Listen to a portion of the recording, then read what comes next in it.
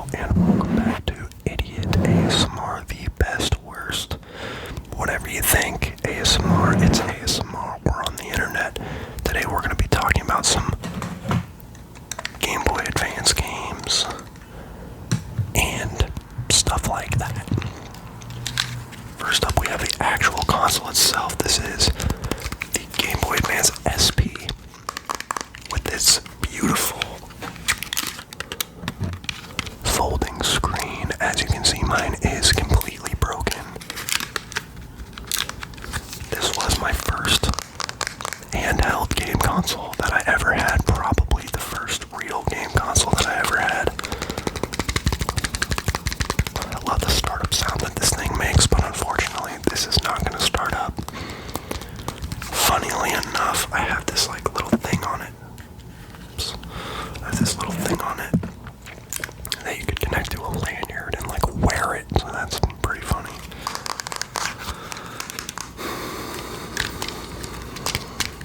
But yeah, I mean, just a square. It's a square. How awesome is that?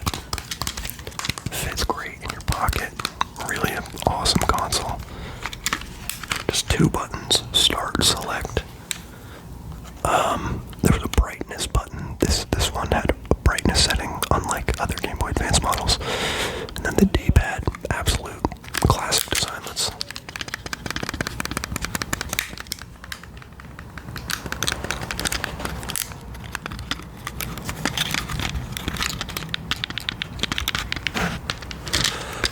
But yeah, great little guy right here.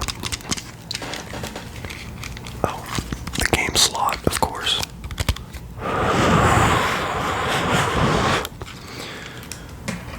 So there's that. Let's jump into the Pokemon games, because those are like the coolest. Fire Red, one of probably the first Pokemon game that I played on Game Boy Advance. And I'm pretty sure the first Pokemon game I actually played was probably Diamond on DS.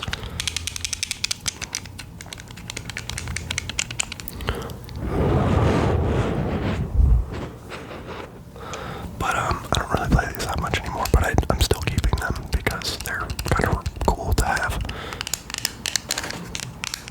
Fire Red's awesome. I think my starter was probably Charmander. Maybe the grass type. I forget the name. I'm pretty sure I did like 2 full runs of this game. It's really good. It's Charmander, Blastoise, and Bulbasaur, isn't it? Yeah, I'm pretty sure I just did Charmander, actually. And maybe Squirtle, I don't know. Charmander, Squirtle, and Bulbasaur, yeah. Anyway, another great one here, Pokemon Ruby. Kind of falling apart here. Somehow the sticker like came off and went back on. Did a full playthrough of this one. Great game. Groudon is the legendary.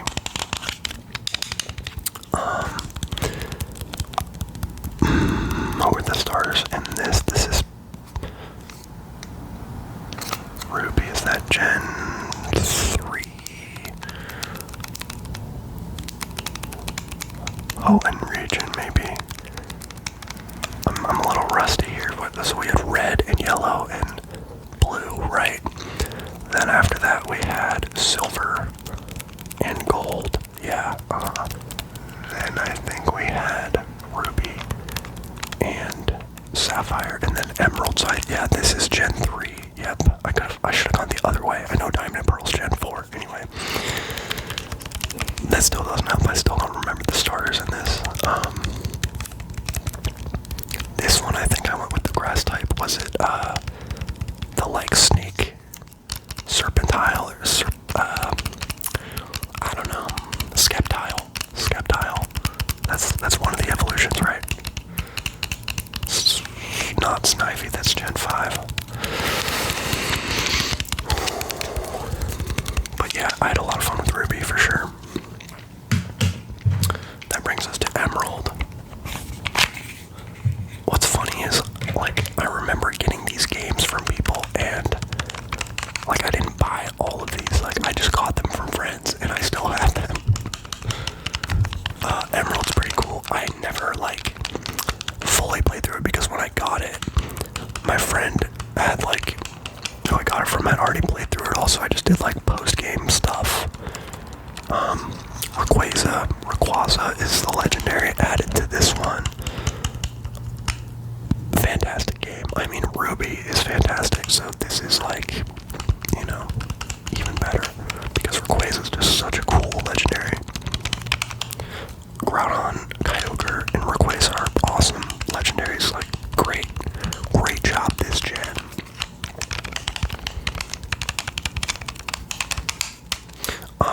These have been remade on 3DS, Alpha and Omega, Ruby and Sapphire. I do have Sapphire actually on 3DS, but I haven't played it, but I have heard it's like a pretty good remake. Let's jump into Pokemon Yellow. This is a Game Boy Color game, but you could play Game Boy Color games on Game Boy Advance.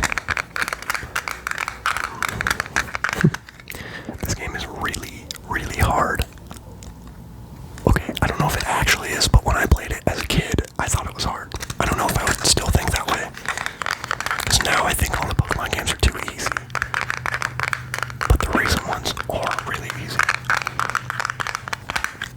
This game is so cool because I think Pikachu is the only starter, but he follows you around, like, behind you, so, you know, he doesn't have to be trapped in a Pokeball the whole time. And that was a feature they added to Heart Gold and Soul Silver, which was pretty cool. Great games as well. I'll have to do a DS collection, so subscribe if you want to see that in the future. So I think those are all my Pokemon games for Game Boy Advance. Let's see, we'll stick with Nintendo first party stuff. So this is F-Zero GP Legend. If you don't know what F-Zero is, it's Captain Falcon from Smash Bros. It's his game. It's like a futuristic racing game. And I played so much of this, like, jeez, I played this game. And I don't know if it has a learning curve, but it did when I was like 9 or whatever. And I remember, like, getting better and better and better at it. And, like, the lore or whatever is cool. Like, there's cool characters with cool vehicles, and they all have, like, cool sounding names. I was definitely actually younger than 9. I don't know. But yeah, this is a really cool game. It's the only F-Zero game I've ever played, unfortunately. I would love to play more of those. Okay, this game, oh, so cool. WarioWare Twisted. Look at this. It's got this, like, bulge on it, which is so cool. It is, a gyroscope or something. Like, it senses motion, which, I don't even know if the DS may have had that. Probably, I don't know. But the Game Boy did not have, like, motion into it, so this was a little sensor that would, like, sense if you're twisting it left or right. And this game is just full of, like, WarioWare type mini games that are all, like, really fun and super cool at the time. And it's, like, gimmicky, right? Because it's like the motion control, but it's actually, like, fun. It's like a fun use of it. Now that I think about it, I feel like this also had, like, a vibration motor in it or something. I don't know, but so cool. Like what a cool idea. Let's take a Game Boy game and, like, literally build in a device sensor into the cartridge. Like, wow, that is really cool. Like, they could have made the game, right, and then made the sensor like a separate thing that you need to buy. But, like, it's just built into this game, which is amazing. Wow. Seriously. Unreal. It's got, like, a whole, like, chip in here. Like, so cool.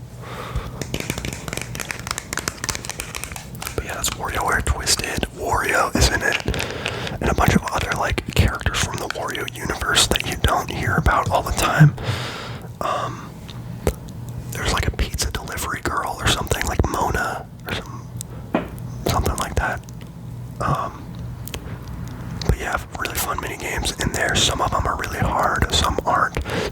like super basic, like count the sheep, and you're like rotating the device to make sheep jump a fence or something ridiculous, but still really fun. Like, absolutely loved that game as a child. Okay, let's keep going here. Oh man, Donkey Kong Country 2. Okay, this one I actually did buy. I remember like being at Target or something, and my mom was like, "Oh man, Donkey Kong, like, I love that, you know, years and years ago, like, you should get that," and I got it, and it's a platformer, which I don't think she was expecting. She was like, "Oh yeah, that's pretty different," but like, man, Donkey Kong Country 2, fun platformer, my first time, like, really playing, like, that sort of thing. I mean, like, a Donkey Kong game, pretty sure, like, I forget if you play as, like, Diddy or Dixie, maybe both. I don't think you actually play as Donkey Kong, maybe, I don't know. But yeah, cool game, I liked it at the time. Okay, some third-party stuff. This one's fun. DreamWorks Madagascar Operation Penguin. By Activision, published by Activision. That's cool. So this game, I don't really remember, to be honest, but I do remember that I played it and enjoyed it. And I think you just play as the penguins from Madagascar. And it might be like some sort of platformer. I mean, what wasn't a platformer on this console?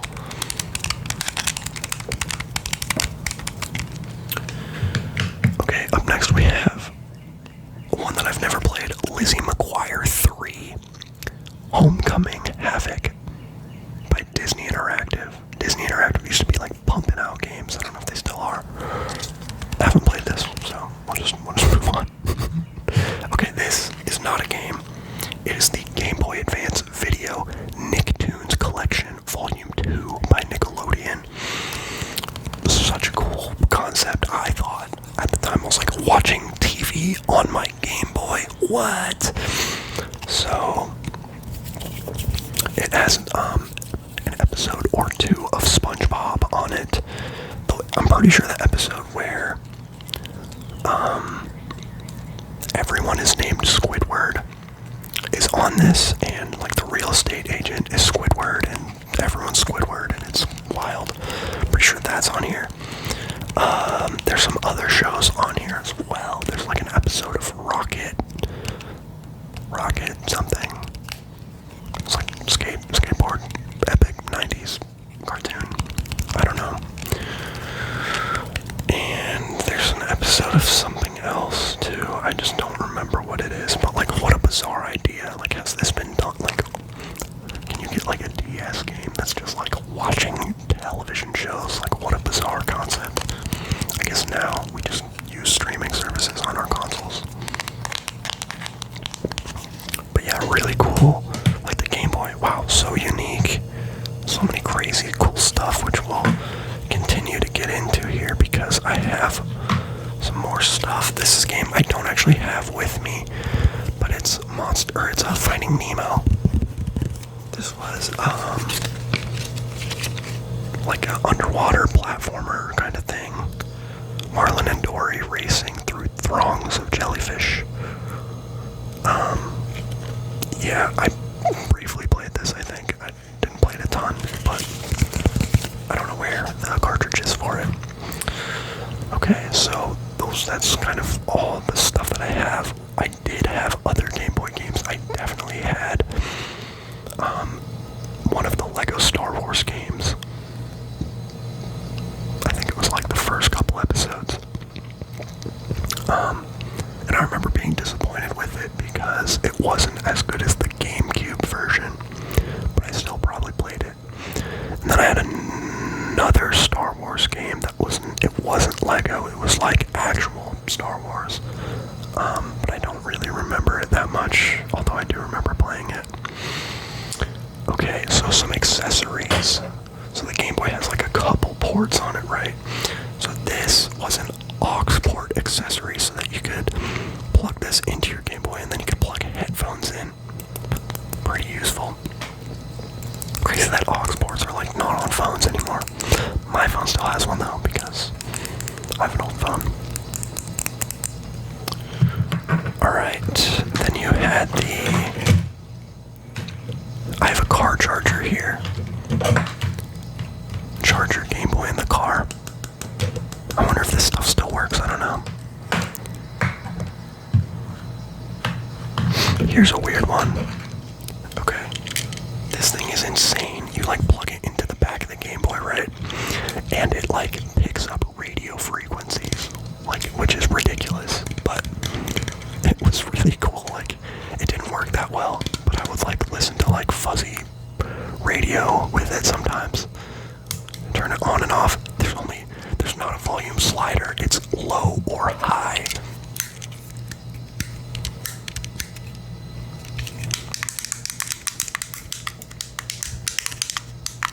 But that's pretty cool. Like, so many weird accessories for this thing. Okay, I also have multiplayer cables here. You can't really see, but you would plug one end into one Game Boy and one end into a friend's Game Boy. And you could do that to like trade Pokemon or in fzero. I'm pretty sure only one person needed a copy of it, which was super cool, and the other person could like race against you. So that was cool. A lot of good times, like doing like a multiplayer Game Boy in the car with friends and stuff.